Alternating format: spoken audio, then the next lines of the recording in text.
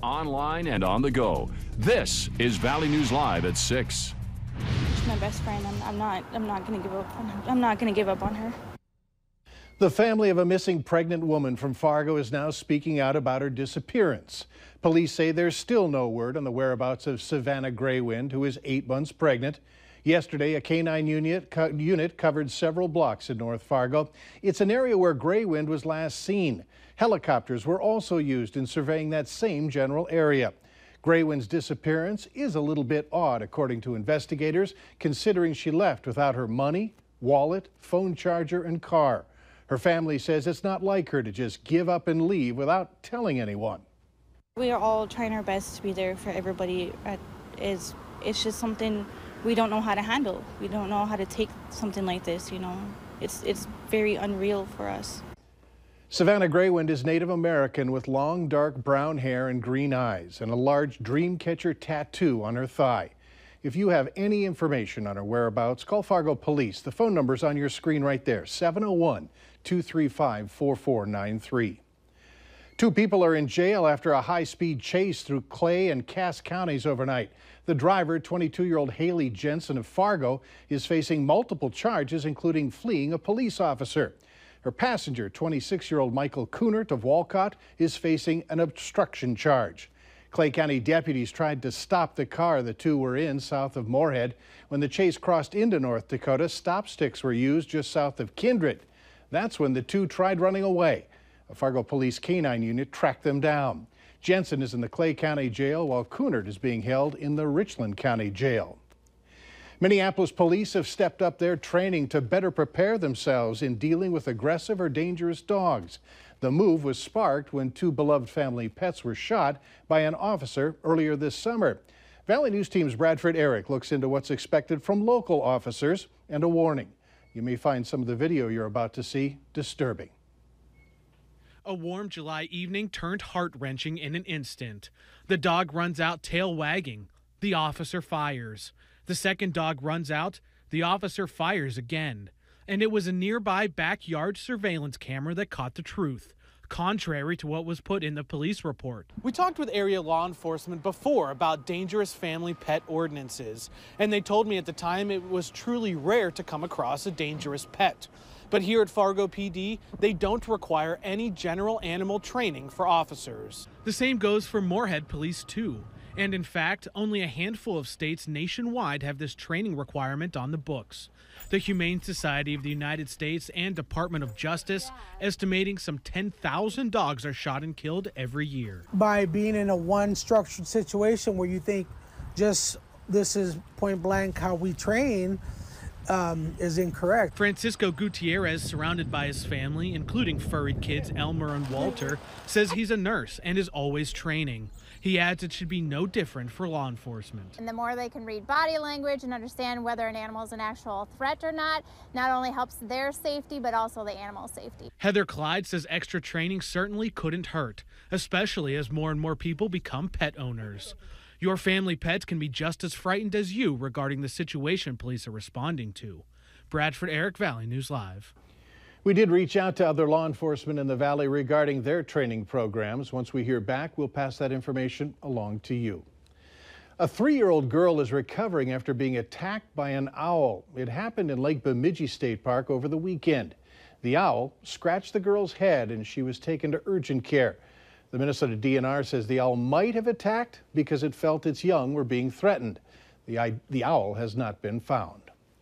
In the wake of yesterday's cloudy eclipse weather, today's sky was clear and it's a bit breezier. Let's toss it to Hutch to find out what tonight has in store for us. Hutch? Well, as we look across the region, we have some of the nation's coolest weather near the arrowhead of Minnesota into north central Minnesota near the Lake of the Woods area. It's warming up into those 80s, so out in the western Dakotas. This evening, we do have a few clouds in northern Minnesota with some quick passing showers delivering nothing more than a few hundredths of an inch of rain. That will continue, and the wind will continue for most of us as we head into the evening hours until sunset. Then it begins to decrease. Fargo and Grand Forks should stay dry as we head into the evening. Expect 60s. Overnight, looks pretty chilly once again. Coming up, I'll have details on some rain in your Wednesday forecast. And Mike, welcome back. All right, thanks. Feeling better. Make sure you have the Valley News Live Storm Team weather app. You can get the very latest on your weather anytime, anywhere. You get the latest forecasts and conditions so you can plan your day. Just search VNL Weather in the App Store and download it for free. Nearly 2,000 Fargo Public School staff members gathered for their annual back-to-school assembly. The assembly today focused on personal development with a keynote speaker talking about academic achievement and self-discipline. One-year contracts were offered, made available to 795 teachers after failed negotiations between the Fargo District and its teachers union. As district spokesperson says that teachers are already returning signed contracts. What started as a small pothole has grown into a potentially dangerous hazard. Just days before school starts, a busy Grand Forks City street was shut down today, just blocks from an elementary school. Valley News Team's Ryan Laughlin reveals the problem beneath the surface. When the signs went up, I've been driving over that thing for years. closing the road over what seemed to be a little pothole, I got a light here that's a lot brighter than my flashlight. the neighbors had to investigate. Holy crap. And I can't see the other end of it, so I gotta say it's gotta be at least 15 feet wide, too. A hidden sinkhole, We just thought it was a pothole. I didn't know it was a big hole. which led some on a minor detour. Today's open house at 4 to 6, so we're going to do that. Parents taking their kids to Benjamin Franklin Elementary School to meet their teachers today had to avoid 13th Avenue South. This is my main road. I always take this road home. Today, Heather Kowalczyk and her two little ones Wow, I take this road every day. are going to walk it. They're going to work on it today. And they saw what the problem was. Oh, look at the road broke! Crews broke up the road to reveal a 12-foot deep sinkhole. Ooh, them smashing the road. A free show for onlookers, but a few days of work to find and fix a pipe that broke that caused the ground to wash away. Ooh!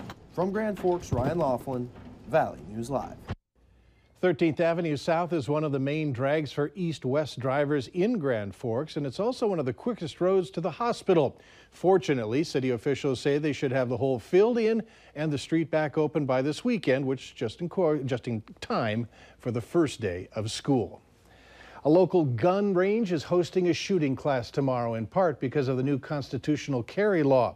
Bill's Gun Shop will be teaching the basics of shooting, safety rules, and tips to have better aim. Valley News Team's Nicole Johnson got to try her hand today. If you're interested in learning more, the class is at the Fargo Shop tomorrow starting at 6 p.m. You have to be 15 years old and it costs $20. Bill's Gun Range will also be hosting seminars coming up talking about constitutional carry and answering questions you might be wondering. There's a larger number of students on the NDSU campus as school heads into another year.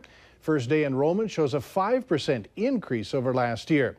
There are more than 2,600 first-year students this year. It's school's second highest freshman class ever. The North Dakota Ag Department is looking for research proposals surrounding the state's grape and wine industry.